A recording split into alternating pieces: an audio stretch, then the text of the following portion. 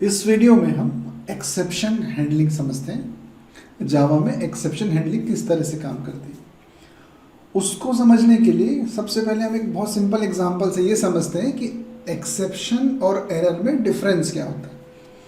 तो एक सिंपल सा एग्जांपल देखते हैं। हमने क्लास डिफाइन की, उसमें अपन मेन मेथड लिखते हैं, public static void main string अरे। इस कोड में हम एक वेरिएबल डिक्लेयर करते हैं, integer x is equal to 10, integer y is equal to 0, integer z is equal to x upon y। अभी के लिए अपन इतना ही लिखते हैं। तो एक बहुत सिंपल सा कोड लिखा हमने, एक क्लास लिख दी, क्लास है, उसमें एक मेन मेथड डिफाइन किया। मेन मेथड के बाद हमने उसमें कुछ 3 लाइन का कोड लिखा। एक वेरिएबल डिक्लेयर किया इंटीजर x जिसकी वैल्यू 10 है, फिर एक वेरिएबल y है उसकी वैल्यू 0 है, एक इंटीजर z है जिसकी वैल्यू 10 अपॉन 0 होगी अगर वो एग्जीक्यूट होता है तो। इसके बाद हम एक और लाइन लिखते हैं, system dot out dot println complete.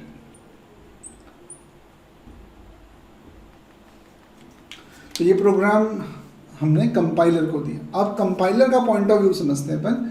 Compiler जब इस कोड को कंपाइल करता है तो कंपाइलर डिवाइड करके नहीं देखेगा, कंपाइलर सिर्फ सिंटेक्स चेक करेगा। क्लास ए लिखी तो क्लास का नाम ये हो सकता है, public static void main string अरे, मतलब आपने मेन मेथड डिफाइन किया है, फिर मेथड के अंदर कुछ कमांड्स हो सकती है, वो भी सही है।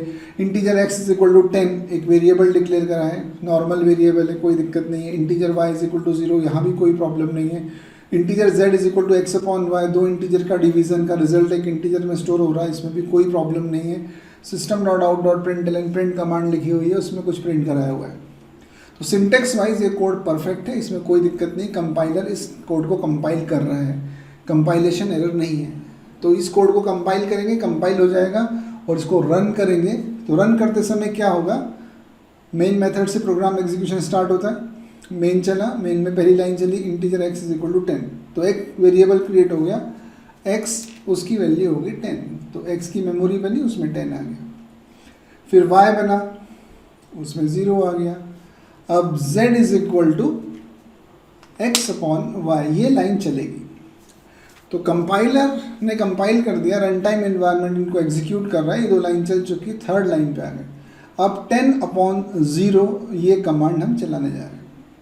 अगर वो इस लाइन को एग्जीक्यूट कर देता है, जावा रन टाइम इन्वायरमेंट अगर ये लाइन चला देता है 10 अपॉन 0, तो इसकी वैल्यू होगी इन्फिनिटी।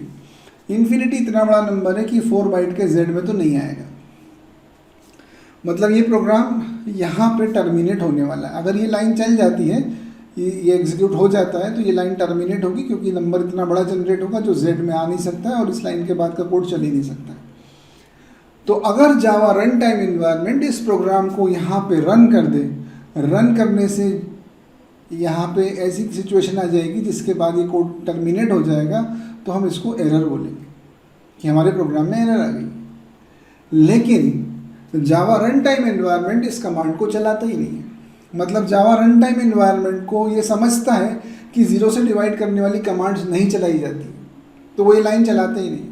अगर वो लाइन एग्जीक्यूट नहीं करता, 10 अपॉन 0 एग्जीक्यूट नहीं करता, इसका मतलब हमारे कोड में कोई प्रॉब्लम ही नहीं है अभी। तो अगर उसको हमने बोला कि 10 अपॉन 0 चलाओ, तो वो ये नहीं चलाता, तो फिर क्या करता है, वो इंटरनली इस लाइन की जगह पे एक लाइन खुद से चलाता है, arithmetic exception e is equal to new arithmetic exception.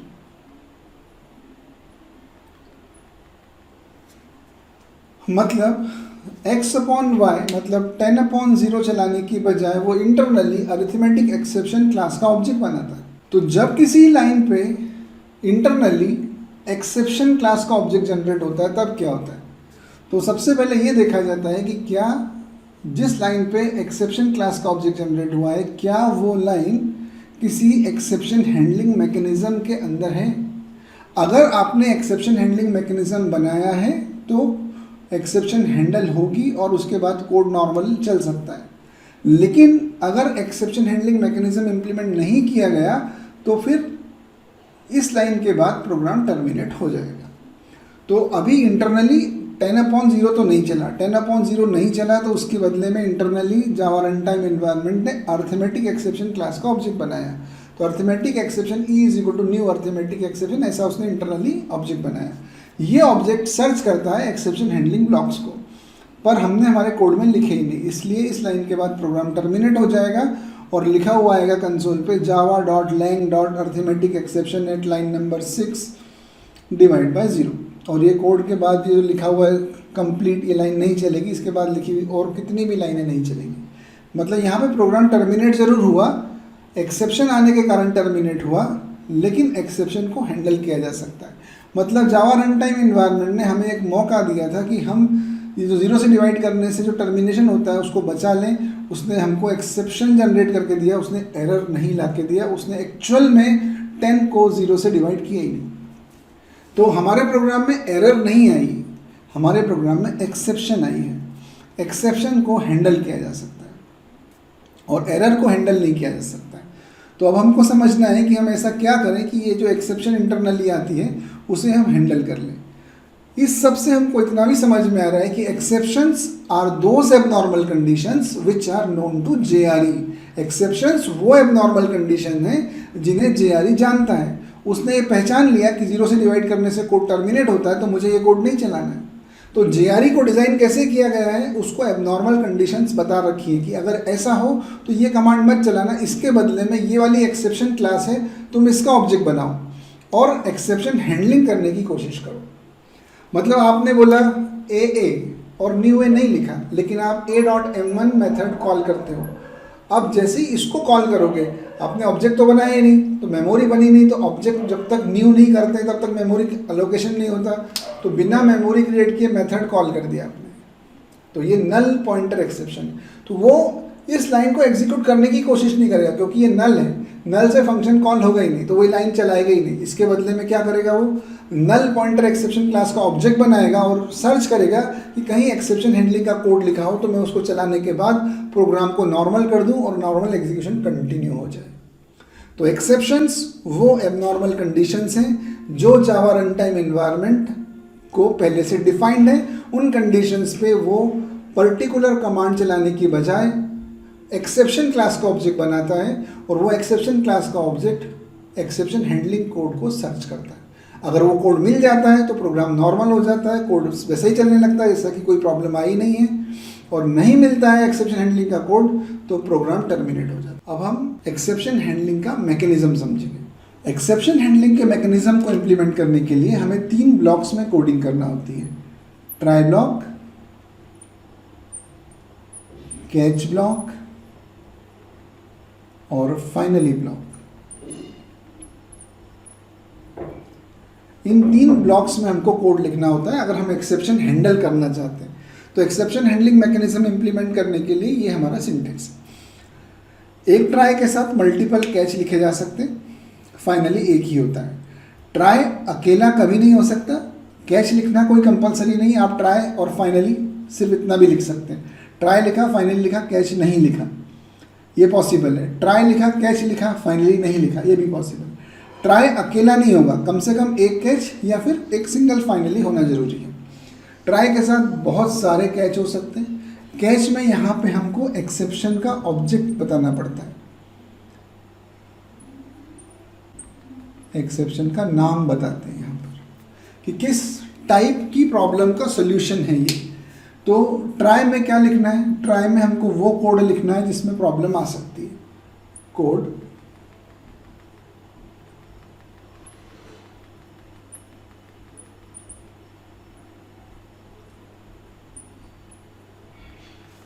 Code जिसमें प्रॉब्लम आने की संभावना है, हमें ऐसा लगता है कि इस कोड में प्रॉब्लम आ जाएगी, तो वो कोड हमको ट्राई में लिखना है। फिर अगर प्रॉब्लम नहीं आई तो कोई दिक्कत ही नहीं है, जो आपने कोड लिखा सब चल जाएगा। लेकिन अगर आपको ऐसा लग रहा है कि किसी सिचुएशन में यहाँ पे प्रॉब्लम आ सकती है, तो आपने उस कोड को ट्राई में लिखा। अब ऐसा नहीं समझना है कि हमको जब पता ही है कि प्रॉब्लम आ सकती है तो फिर हम ऐसा कोड ही क्यों लिखें। सिचुएशन ऐसी होती है जैसे आपने बोला कि मुझे फाइल में से डेटा पढ़ना है, तो फाइल में से डेटा रीड करने का कोड लिख दिया आपने। अब आपका कोड बिल्कुल परफेक्ट है, लेकिन जब ये प्रोग्राम रन होगा तो हो सकता है सिस्टम पे वो फाइल ही ना हो जिसे आप रीड करना चाहते हो, गलती से डिलीट हो गई फाइल। तो अब रन टाइम पे वो वाला कोड जो आपको ऐसा लगता है कि आपने परफेक्ट लिखा है वो नहीं चलेगा, क्योंकि फाइल जिसको आप रीड कर रहे हो वही नहीं। तो सिचुएशंस ऐसी होंगी जब आपको पता होगा कि हो सकता है कि मेरा कोड नहीं चले और इस वजह से नहीं चले, तो आपने ट्राई में कोड लिखा। ट्राई में कोड लिखा कि इस कोड में प्रॉब्लम आ सकती, वैसे तो मेरा कोड परफेक्ट है लेकिन किसी सिचुएशन में इसमें ये वाली प्रॉब्लम आ सकती। तो जो प्रॉब्लम आ सकती है उसका नाम यहाँ पे कैच में लिखना। तो यहाँ ये जो कैच लिखा है ये उस प्रॉब्लम का एक सोल्यूशन है कि भाई अगर फाइल नहीं मिलती है तो मेरे रीड का कोड चलेगा ही नहीं, तो फिर मैं क्या करूँगा, मैं ये करूँगा। तो कैच में क्या लिखना है, वो कोड लिखना है जो प्रॉब्लम आने पर चले।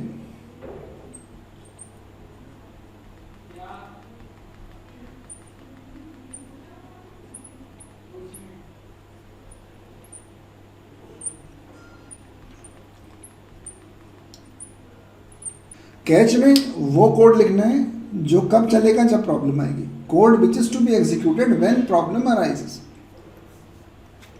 तो प्रॉब्लम आने पर जो कोड, और फिर फाइनली में क्या लिखना है, फाइनली ब्लॉक में वो कोड लिखना है जो हर सिचुएशन में चले।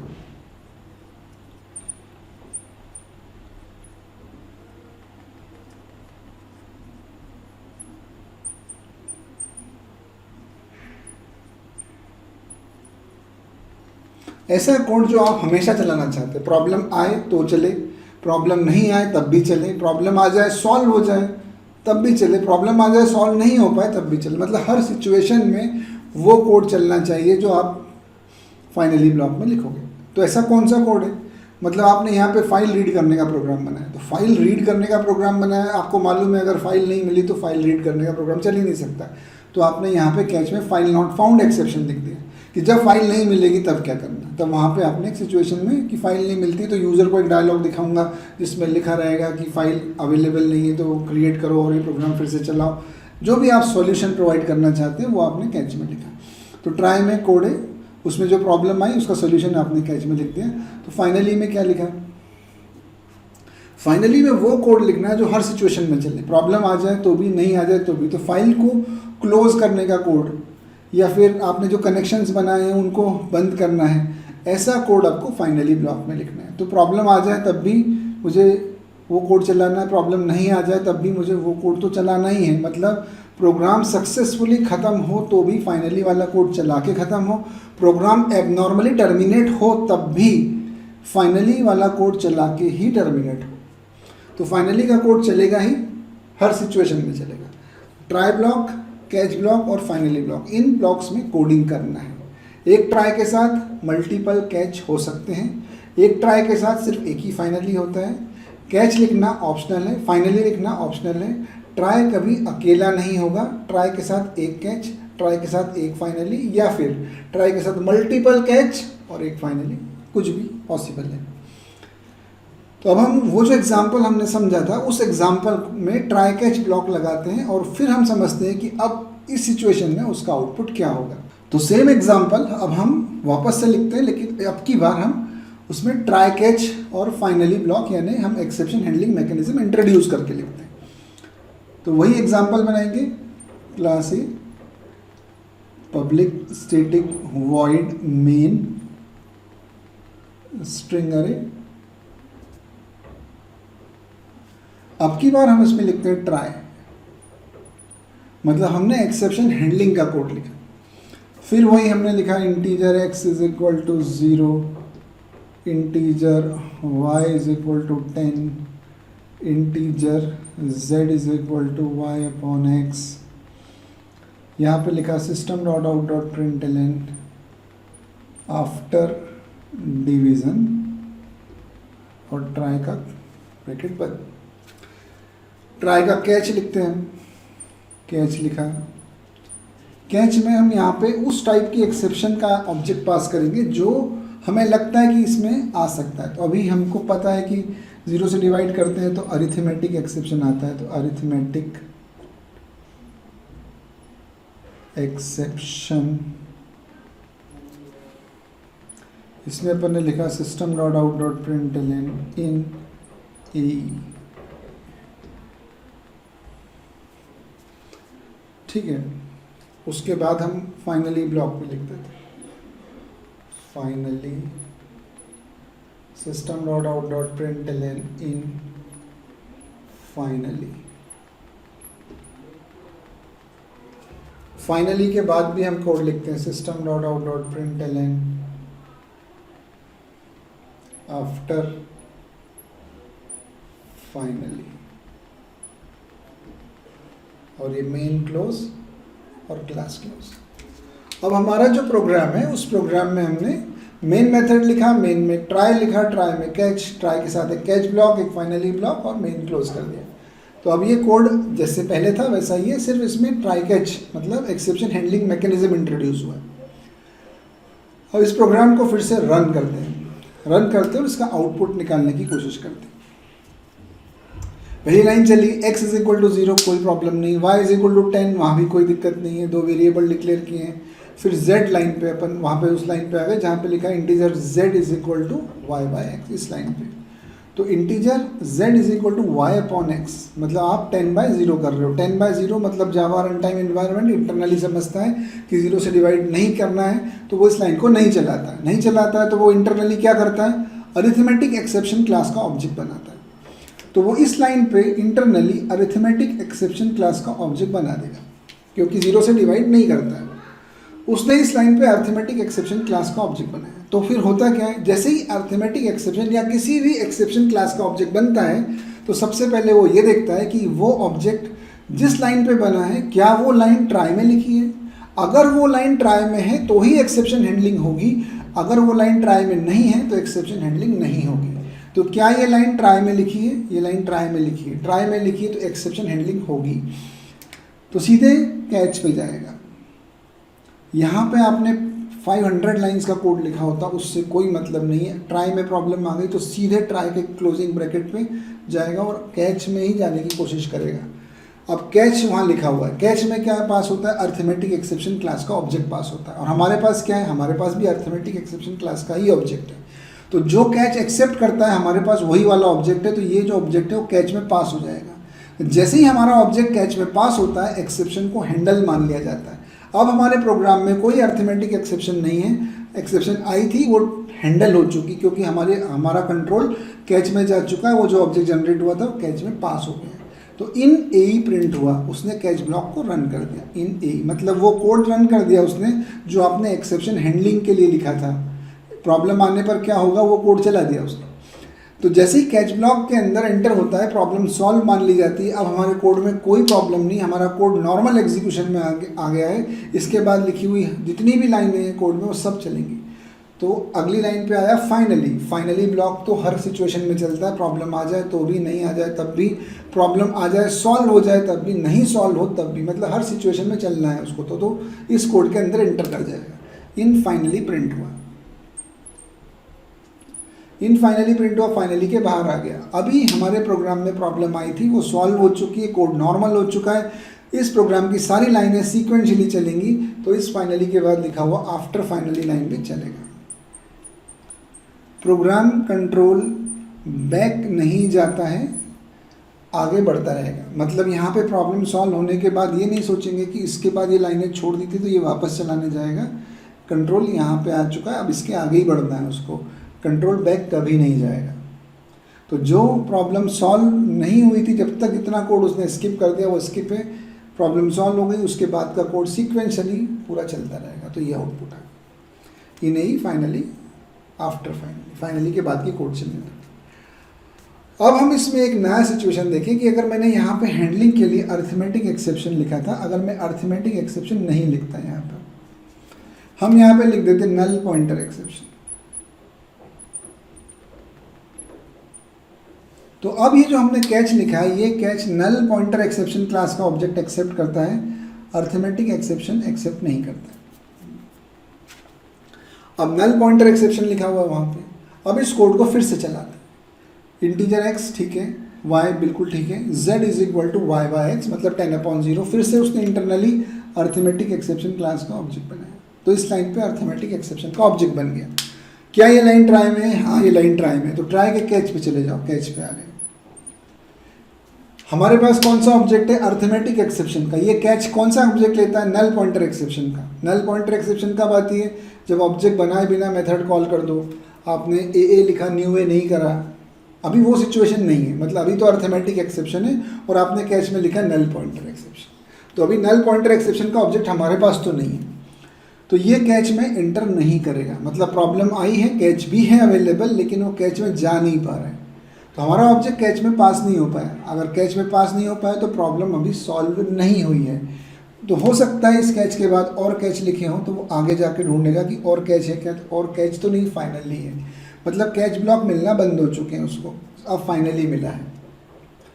फाइनली चलाना ही है उसको, तो ए इस बार नहीं आ पाया क्योंकि अब की बार नल पॉइंटर एक्सेप्शन लिखा था। इन फाइनली अब की बार फिर से चला, फाइनली चलाना ही है, तो फाइनली चल गया। लेकिन फाइनली के जस्ट बाहर जैसे ही निकलता है तो एक्सेप्शन अभी हैंडल नहीं हुई है, एक्सेप्शन है अभी। तो आप फाइनली से जैसे ही बाहर निकलते हैं इस लाइन पे पहुंच जाते हो, इस लाइन पे पहुंच जाते हो और वो अर्थमेटिक एक्सेप्शन किसी कैच में पास ही नहीं हुई अभी तक।